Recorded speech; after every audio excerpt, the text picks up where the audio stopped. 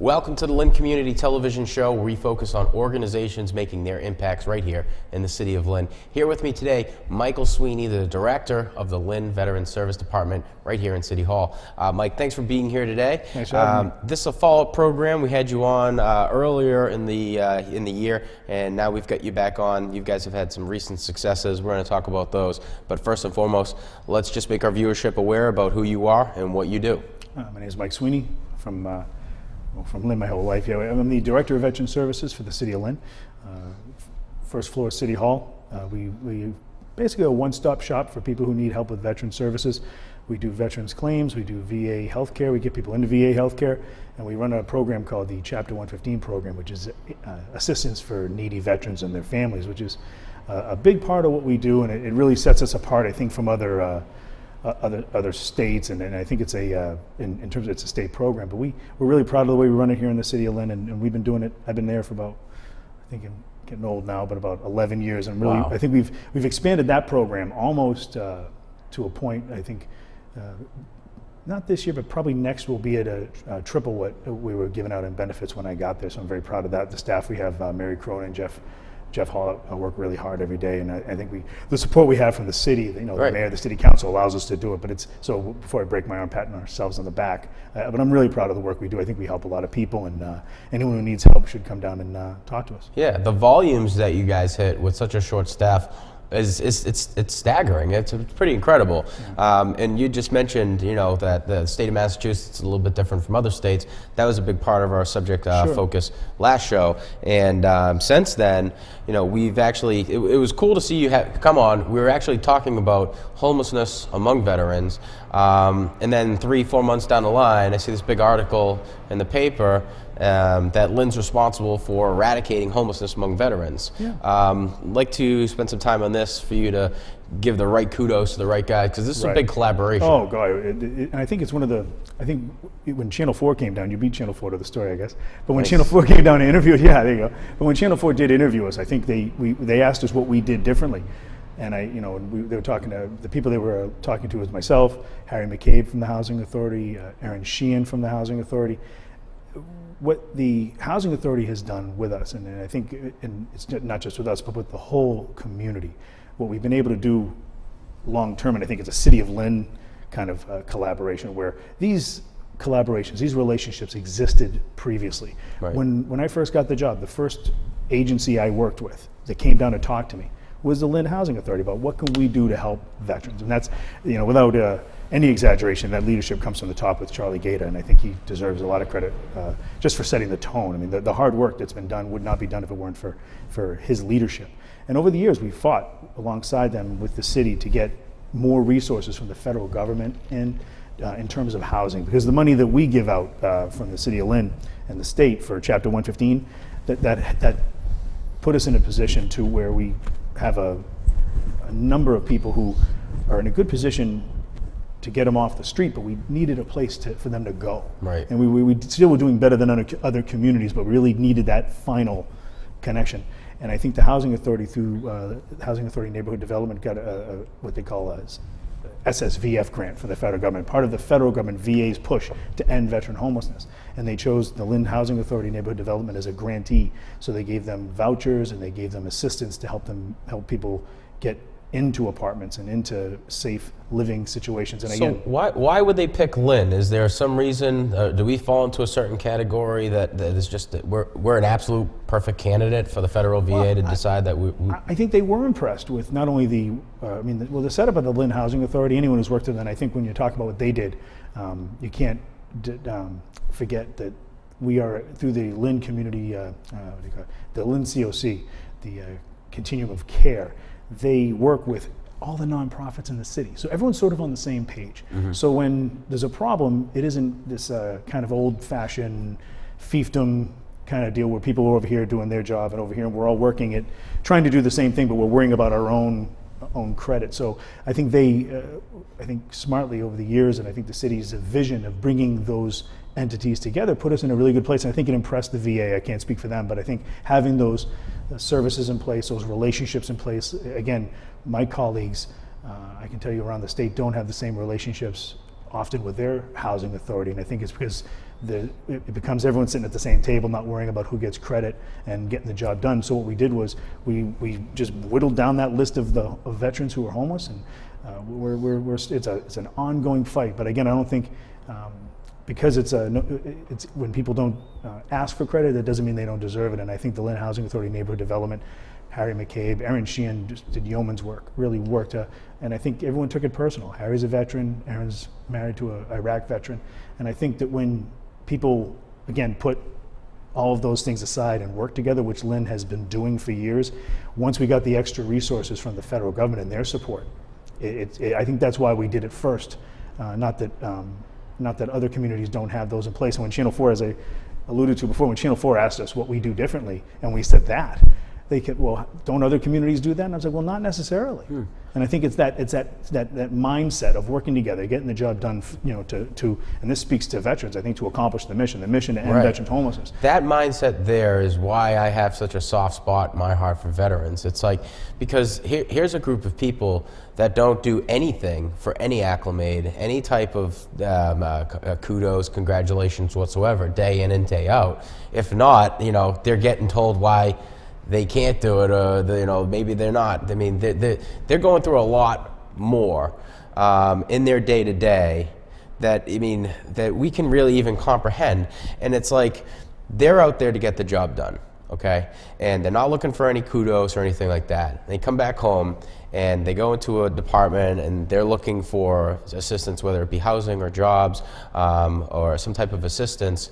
And unless there's a ribbon cutting of sorts, it's just there aren't many people apt to want to do that. But here we are, we're talking about a group of people in the City of Lynn who've kind of put their pride aside and really focused on working for the people and not working for the kudos. No, and I think that goes all the way from the top down in this situation. I think because people understand the importance of taking care of veterans, and that's been something Lynn's done, as long as I've been alive. Right. But I think if you look at, in this particular case, we talk about the Lynn Housing Authority, Mayor Kennedy's office being supportive, the City Council President Dan Cahill, every single councilor, I can think of situations where every single person sitting on the City Council has come to us trying to make things work better and not trying to throw a wrench in something. It's really, I think one of the things that Lynn has, it goes very well. I mean, some people have different opinions on different things, but when it comes to veterans, you don't see that quite so much. You see people kind of coming together, working forward, and I think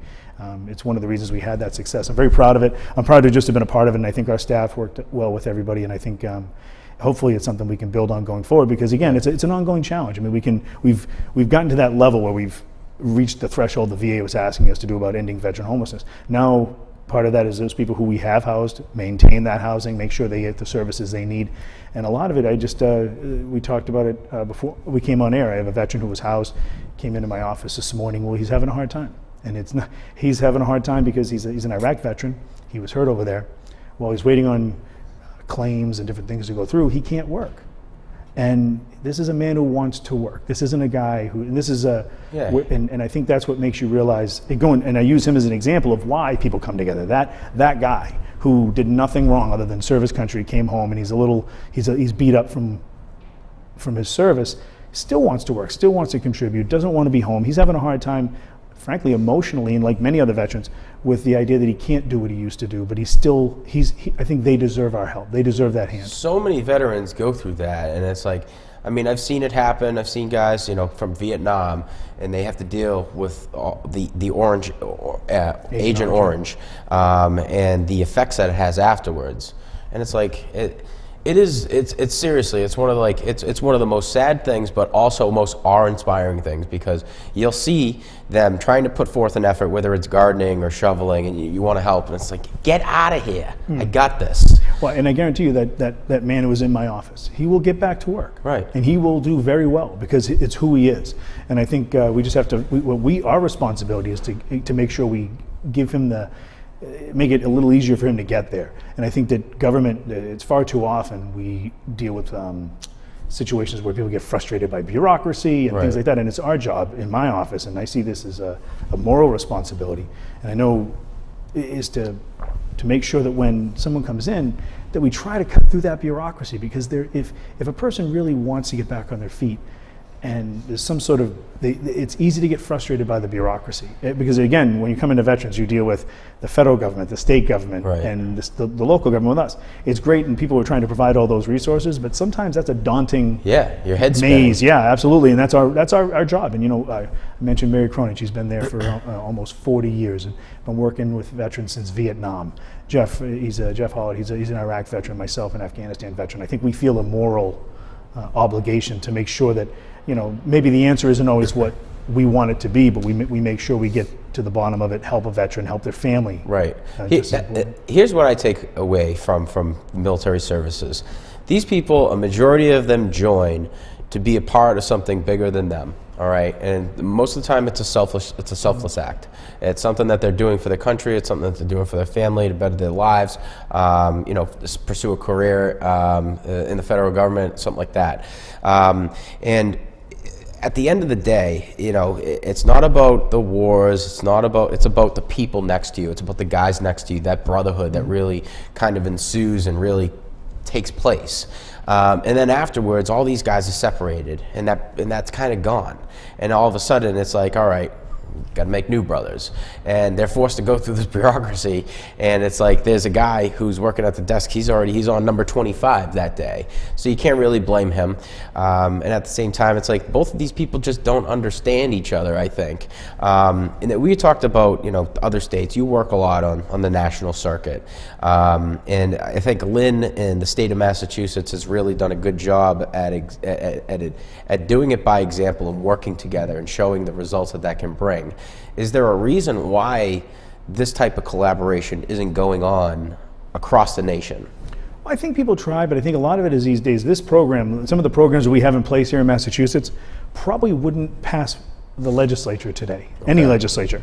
I think I think it's that history, because I think we've come to a point where and I think wrongly in a lot of ways, I think that, again, nonprofits and people, they have play a critical role in taking care of veterans, and they backfill in places where there's gaps. Right. But I think we have to make sure that we understand that taking care of veterans is fundamentally a government responsibility. Yep. And I think that in other states, they just have a different culture. Maybe they've come up, different things. I wish I could take credit for what we do today, but the program I run, my office, and it's been in place in this fashion since about World War II, but really has been around since the Revolutionary War. Massachusetts has a history of taking that responsibility seriously.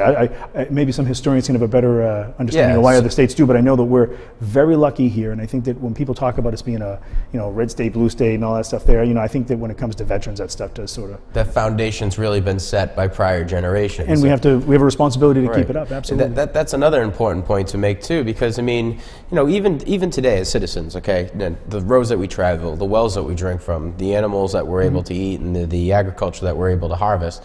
It wasn't set forth by any person or any generation that exists today. It was by past generations beforehand. So you really got to kind of give thanks for that. And that's one thing that you do all the time, is you really thank these past people who have really helped. And you say, Lynn has been, we were founded in 1629. That's when we were incorporated as a city. We've been involved in all of the wars. So absolutely, by any means, we're going to have a little bit more of a mature veteran service department. I do think sometimes too, going back to that idea about us working together and having an understanding of responsibility. Some places around the Commonwealth, I think they and around the people. Not even just the Commonwealth. I think there are an awful lot of people that don't understand the obligation that you have to take care of people when they come home. Because I think what I've often said is that the parades are important, and we are proud that one of the last communities in this area that still has a Memorial Day parade on May 30th, by the way. But I do think that it's important to know that that's not the extent of our obligation. That's the beginning. We've done a great job of not, and I made this point before, of not confusing the war with the warrior. So we don't do what we did to veterans who came home from Vietnam, many of whom, including my father, who was in during that time, Vietnam era veteran, who was spit on in an airport. We've understood how awful that was, how wrong that was. But we have to make sure that with 1% of the population serving in the military, that we understand that saying thank you, parades, they're very important, but there's a moral responsibility that goes along with making sure that even if we can't make that person whole from their service, that we provide those resources so they can get on with their life and do what every veteran has done since the beginning of our country, is want to build a life, get back with their family, and get on with it. Right. And I think that if we forget that, and I think some people, some places would prefer to have that be the extent of the obligation. And I think it's ignorance in the truest sense of the word. They think that once we say thank you, hey, he's been home for a while, he should get over it, that kind of thing. And right. I think we've talked about people from the past. I mean, we would not have the assistance we have right now for the people who served recently if it weren't, when it comes to PTSD, if it weren't for Vietnam veterans. Right. And I think that people see that, and they I think, again, if you've never served, it may not make sense to you that many years later people are Right. having a hard time. We But I had think that talked about this beforehand, that during World War II, a lot of those guys came back and they were suffering from PTSD. But the issue is that, behavioral health and developmental health wasn't really a big subject category in education at that point. So there really was no word for it. And it was more like the solution was toughen up. Yeah, so and now we've got a label to this, and I mean, you're seeing a development in really being able to categorize what's going on in the mind of these soldiers. So we're here today to talk about vets recognition as citizens. So it's like, once they've left the war, they're assuming, okay, I'm not a warrior anymore, I'm a citizen. But they still, they've got their day-to-day that they're used to. You'd showed me a commercial, I think Easter Seals did it. The guy gets up, he's doing push-ups, sit-ups, makes his breakfast, gets lunch done. He wakes up at 5:59, and then he finishes up his tie, looks over, it's 6:05 or something like that. Yeah, he's ready to roll, yeah. Yeah, it was speaking to the employability of these veterans. And I mean, the willingness, ready, willing, and able, that's how I would qualify any person that I would want to hire. And that's exactly what every single one of these military people are. Right. But it's unfortunate to see that when people come back, that they're expected to just toughen up. And it's really not that. They were tough for long enough. Well, and I think there is some, what I think, and I credit Vietnam veterans for, is there is some strength to saying that, hey, I need help. Right. There's some strength. There's a strength in that. Sometimes more than even if you just ignore it. Yeah, and it's hard. And I think, but again, there's that balance. And we always say is, veterans need the help that they need. That we're in that business. That's what we do. We make sure that veterans and their families too, because we have to remember veterans. And I know from personal experience, my sons Ryan and Matthew, my wife Sarah, they serve along with you. When I was gone, I think every veteran understands that separation is very difficult, what the families have to go through while you're gone. Yeah. But I think we have to make sure that once people are home, we help them out when they need it. But part of our responsibility too is to let employers know that hiring a veteran, it's not charity. When you hire that veteran, in most cases, you hire in every case really, but I mean, like the same as a population, you're gonna have people who aren't prepared for things. But I think most veterans have they call them soft skills that they get from the military. And people sometimes, I think, dumb that down to, they follow orders. It's, they do, you're able to work within a system, but people don't understand the personal responsibility that you're taught in the United States military. You can't just walk by a problem and have it not be your problem anymore. Once you see it, it's your problem. Right. And I think that when you take that into the workforce, that personal responsibility, the attention to detail, and I think at any time we're talking about helping out veterans and we talk about the services we provide, which is critically important, we have to talk about the vast majority of veterans who are looking for a job today. Right. And that's what we have to, for a while we had an issue where veteran unemployment was outpacing the rest of the population. I do believe right now that number's a little skewed because so many veterans are going to college. Okay. And I think that I think it's a good thing, and I think this generation, I give credit to Congress for really bumping up the post 9/11 GI Bill, making it a real viable option for veterans to go back to school when they get out. But that's how we built the middle class. We think we can do it on the cheap now, but that's how we built the middle class after World War II. Veterans got homes, veterans got education. And then let them, now you've leveled the playing field, let them move forward, because when they're in the service, they can't do. And people want to sometimes sugarcoat it, but when you're away for 5 years of your life in the military or 4 years of your life in the military, there are opportunities that you don't get that the civilian population gets. Right. That's the point of civil service. That's the point of giving people benefits to go to school. It isn't charity. It's a contract, and it's a moral contract I think society has with our veterans. I think you really hit the nail on the head right there. We really got to stop looking at our returning veterans as a need for charity and realize that, hey, these guys are an example of what I should be in my day-to-day. Maybe I should take on some personal responsibility, personal accountability, and live my day-to-day a little bit more to a military lifestyle. I mean, my kids laugh about it, but I think you can give to your community all those different. You don't have to be in the military to have those sort of things. But I think the military veterans that I run into, of course, people need help, and again, it's a moral obligation to help them. I just want to make sure that as we move forward, we realize that the veterans who are ready and are in the workforce, that you're doing yourself a favor by hiring a veteran. Right, and this is, I mean, your department is a little different than the types of programs or different organizations that we bring on. So, you know, as an example, we've got Organization A.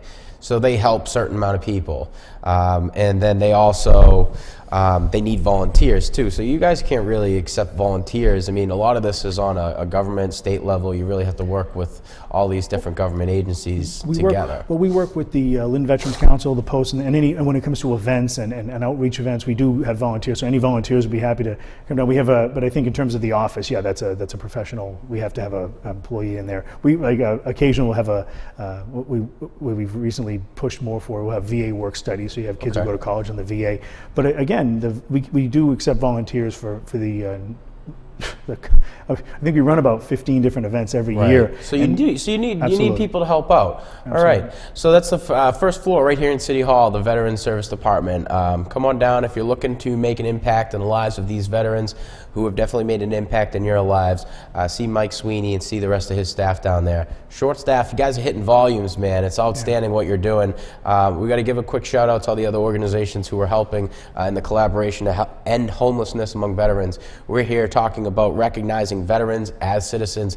Mike Sweeney, director of the Lynn Veterans Service Department, right here in City Hall. Thanks for coming on to the program. Thanks a lot, Sean. That's it for the show from the studio here at Lynn Community Television. I'm Sean Donahue, wishing you all the best.